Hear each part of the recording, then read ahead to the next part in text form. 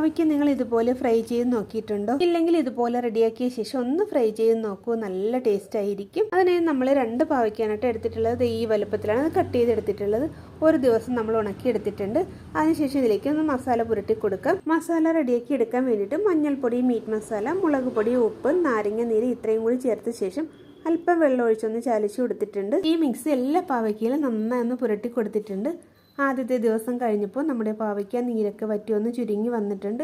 ഇത് നമ്മൾ അതിനേക്കാളും ചെറിയൊരു പാത്രത്തിലാണ് കേട്ടോ വെച്ച് കൊടുത്തിട്ടുള്ളത്. അങ്ങനെ 2ാമത്തെ ദിവസം കഴിഞ്ഞപ്പോഴുള്ള അവസ്ഥയാണ് കേട്ടോ ഇത്. 2ാമത്തെ ദിവസം ഉച്ച കഴിഞ്ഞിട്ടുള്ള വെയിലാണ് നമുക്ക് കിട്ടിയത്. 3ാമത്തെ ദിവസത്തെ അവസ്ഥയാണിത്. 3ാമത്തെ ദിവസം നമ്മളിത് ഫ്രൈ ചെയ്തെടുത്ത് 1 ടേബിൾ സ്പൂൺ ഓയിലാണ് കേട്ടോ ഞാൻ ഫ്രൈ ചെയ്തെടുത്തിട്ടുള്ളത്. ഇതുപോലെ ഉണക്കി സ്റ്റോർ ചെയ്ത് വെക്കാം. ആവശ്യമനുസരിച്ച് നമുക്ക് ഫ്രൈ ചെയ്തെടുത്താൽ മതി. വളരെ പെട്ടെന്ന് കുറഞ്ഞ ഓയിലിൽ നല്ല ടേസ്റ്റോടുകൂടി നമുക്കിത് റെഡിയാക്കി എടുക്കാൻ പറ്റും. നിങ്ങളൊന്ന് ട്രൈ ചെയ്ത് നോക്കൂ. അടുത്ത വീഡിയോയുമായി വരുന്നവരെല്ലാവർക്കും ബൈ.